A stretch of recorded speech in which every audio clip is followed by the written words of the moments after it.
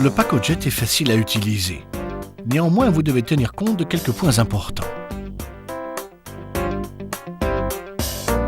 La division en portions commence uniquement lorsque la lame rencontre une résistance. Ce principe s'applique systématiquement, même lorsque le bol n'est pas complètement plein.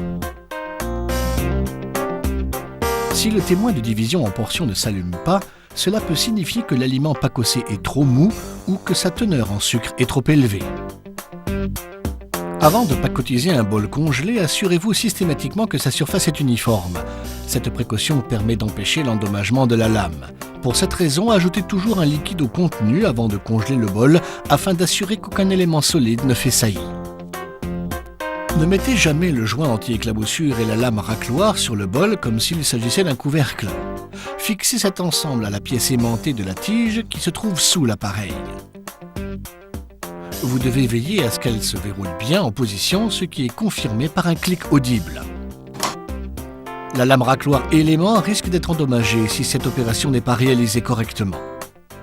Notez que vous avez la possibilité d'arrêter un cycle en cours à tout moment en appuyant sur la touche Stop. Appuyez sur la touche Start pour redémarrer la machine qui reprend sa position de début de cycle. Évitez de trop remplir les bols. Lorsque le bol est rempli au maximum, il doit rester un espace d'environ 4 cm jusqu'au bord pour autoriser l'expansion du contenu. Ceci est particulièrement important pour les mélanges à forte teneur en crème ou en sucre, puisqu'il s'agit de ceux dont le volume augmente le plus. La surface choisie pour entreposer les bols au congélateur doit être plane. Ne placez pas les bols au congélateur en position inclinée. Avant de mettre un bol au congélateur, vous devez lisser la surface et éliminer tous les cratères ou les bosses. N'oubliez pas d'effectuer cette opération, particulièrement avant la recongélation d'un bol partiellement utilisé pour éviter de tordre ou de casser la lame. La lame peut également se tordre ou se casser si le contenu du bol n'est pas uniformément congelé, ce qui arrive habituellement lorsque le bol n'a pas été laissé au congélateur pendant au moins 24 heures. Lorsque les bols sont congelés à une température trop basse, leur contenu prend une texture poudreuse et non onctueuse. Ce phénomène peut également se produire avec les fruits pauvres en fibres, à teneur en eau relativement élevée ou à teneur faible en pectine ou en sucre, tels que les fraises et les agrumes. Pour remédier à ce problème, il suffit de verser une petite quantité de sirop simple ou de crème à votre préparation et de la passer au Pacojet une seconde fois. De même, le pacossage d'un bol dont le contenu n'a pas été congelé à une température suffisamment basse donne une texture grossière et granuleuse.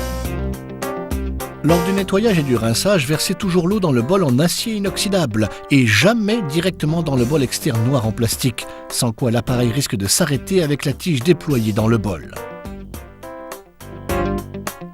Pour de plus amples informations sur le Pacojet et les avantages du pacossage et pour des idées de recettes avec les différentes applications, consultez notre site internet à l'adresse suivante www.pacojet.com ou envoyez-nous un message électronique à info@pacojet.com.